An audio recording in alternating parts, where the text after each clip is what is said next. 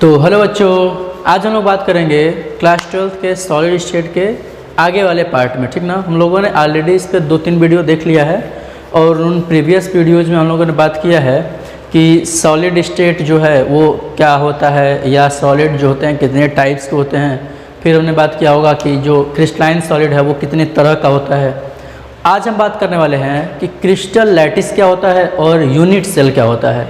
तो बहुत ध्यान सुनिएगा, क्योंकि अब आगे का पूरा ये चैप्टर इन्हीं दो बातों पे बार बार रिपीट होगा, या बार बार सारी चीज़ें यूनिट सेल या क्रिस्टल लैटिस को लेकर के आएंगी। ठीक है ना, तो बहुत ध्यान से सुनिएगा चीज़ों को। क्रिस्टल लैटिस होता क्या है, तो बहुत सिंपल लैंग्वेज में यहाँ पे लिखा गया है कि specific arrangement of particles in 3D space is known as crystal lattice. Atoms का जो अरेंजमेंट है 3D स्पेस में, उसी को बोलते हैं क्रिस्टल लैटिस। जैसे मान लीजिए अगर मैं आपको कहूँ कि ये आइस का टुकड़ा है, बताइए इसके पास कितने डायमेंशन है। इतना बड़ा सा आपके पास आइस का क्यूब दे दिया जाए, आइस का क्यूब, तो अगर आप चेक करेंगे तो वो तीनों डायमेंशन में होगा, एक्स एक्सिस में भी होगा, वाई एक्सिस में भी होगा और जेड एक्सिस में भी होगा।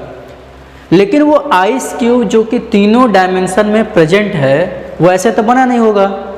जो आइस का क्यूब है वो बना होगा एटम्स या मॉलिक्यूल्स के मिलने से। तो वो जो एटम्स या मॉलिक्यूल्स हैं उनका अरेंजमेंट क्या है इन तीनों डायमेंशन में, वही एक्चुअल में क्रिएट करता है उस आइस क्यूब को। तो जो एटम्स का, जो मॉलिक्यूल्स का या जो पार्टिकल्स का अरेंजमेंट है 3D स्पेस में, उसी अरेंजमेंट को बोलते हैं क्रिस्टल लैटिस। जैसे मैं एक फिगर यहाँ पे दिखा रहा हूँ आपको, और ये फिगर आपको बहुत सारी चीज़ें समझा देगा कि क्रिस्टल लैटिस एक्चुअल में है क्या। इस फिगर को देखिए और ये देखिए, ये जो डॉट डॉट बनाया गया छोटा छोटा, ये एक्चुअल में एटम है। ठीक ना, अब उस एटम को इतना बड़ा सा बनाएंगे तो ज़्यादा जगह घेरेगा।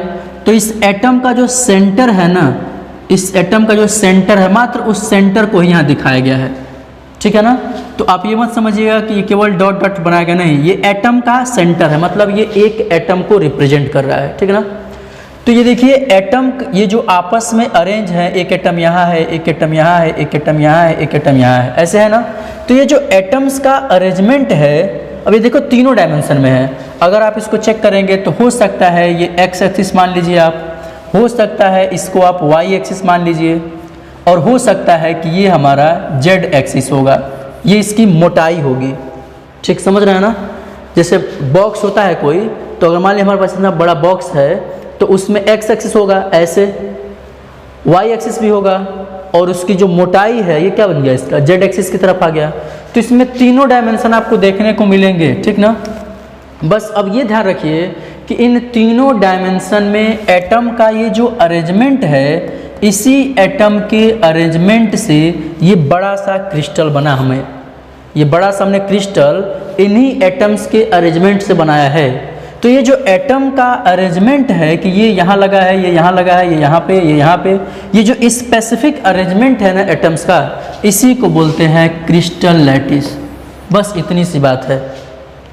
अगर ये अरेंजमेंट ऐसा ना हो कि किसी और तरह का होता, तो उस समय क्रिस्टल लैटिस किसी और तरीके का बोला जाता।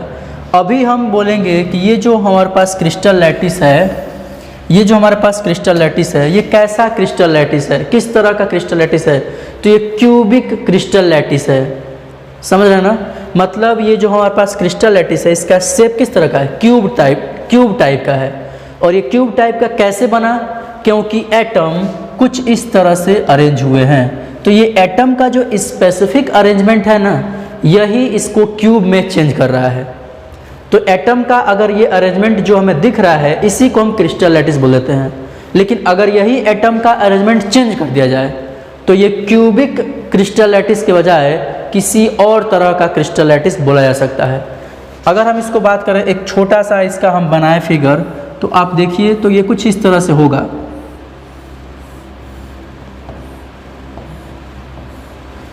इसका एक छोटा सा टुकड़ा हमने बाहर निकाला है, और यहाँ दिखा रहे हैं कि यहाँ पर एक एटम है, यहाँ पर एक एटम, यहाँ पर एक एटम, इन चारों कॉर्नर पे एक एक एटम है, और नीचे के चारों कॉर्नर पे एक एक एटम है। तो ये एक अरेंजमेंट है एटम का, कि एटम इस तरह से अरेंज होंगे कि एक एटम, दो एटम, 3 एटम और 4 एटम, और इन चारों एटम के कॉर्नर को आपस में मिला दिया। ठीक ना। और इसी को हमने डॉट से ऐसे दिखाया है, ठीक है। अरे आप 4 बॉल ले लीजिए, प्लास्टिक के जो बॉल होते हैं 4 ले लीजिए और चारों को ऐसे सटा कर रख दीजिए, जिस तरह से यहाँ रखा है। 1 बॉल, 2 बॉल, 3 बॉल, 4 बॉल, ठीक है ना। तो चारों को रख देंगे 1 2 3 4। तो इनके चारों को सेंटर को मिलाइए, ऐसे ऐसे ऐसे ऐसे। तो कुछ इस तरह से नहीं बनेगा, ये फेस नहीं बनेगा। और उसी 4 बॉल के नीचे 4 बॉल रख दीजिए। तो अब चारों को जब मिलाएंगे ना, यहाँ पर 1 बॉल रख दिया, यहाँ पर, यहाँ पर, यहाँ पर एंड यहाँ पर। और फिर इन चारों बॉल के नीचे 4 बॉल रख देंगे, यहाँ पर, यहाँ पर, यहाँ पर, यहाँ पर। और जब मिलाएंगे तो इस तरह का क्यूब हमें दिखेगा। तो एटम का अरेंजमेंट अगर इस तरह से है तो वो क्यूबिक यूनिट से क्यूबिक टाइप का क्रिस्टल लैटिस बनाएगा। लेकिन अगर एटम का अरेंजमेंट ऐसा न हो तब वो क्यूबिक टाइप का क्रिस्टल लैटिस नहीं बनाएगा, तब वो किसी और तरह का क्रिस्टल लैटिस बनाएगा। तो सिंपल सा मतलब क्या है क्रिस्टल लैटिस का? तो 3D स्पेस में एटम का जो अरेंजमेंट है ना, एटम का जो सिमेट्री है कह सकते हैं, वही क्या होता है, उसी को हम एक्चुअल में बोलते हैं क्रिस्टल लैटिस, ठीक है ना। अब आइए बात करते हैं यूनिट सेल क्या होता है। तो a unit cell is the smallest portion of crystal lattice. Crystal lattice का सबसे छोटा पार्ट होता है। और क्या कर रहा है, which generate the crystal lattice when it repeat in all direction. सारे डायरेक्शन में जब हम रिपीट करते हैं यूनिट सेल को, तो यही किसको बनाता है, क्रिस्टल लैटिस को। और क्या बोल रहा है, यूनिट सेल हैव, यहाँ हैव होगा, छूट गया है वो, आप इसमें ऐड कर लीजिएगा।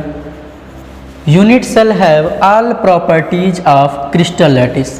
क्रिस्टल लैटिस की सारी प्रॉपर्टी को कंटेन करता है कौन, यूनिट सेल। थोड़ा सा इसको और डिटेल में समझिएगा।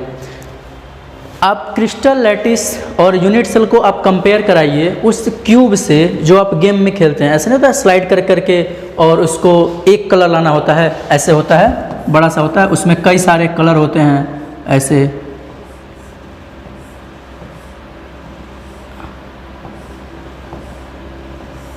ऐसे क्यूब होता है और उसको सारे कलर को लाना होता है। तो यही करने के लिए हम क्या करते हैं, उसको घुमाते रहते हैं।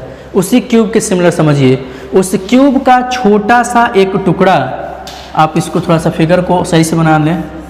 ये हमारे पास क्यूब है एक, जिसमें कि ऐसे 9 कॉलम होते हैं। अब मान लेते हैं तो सब के सब आपस में साइज बराबर होता ही है।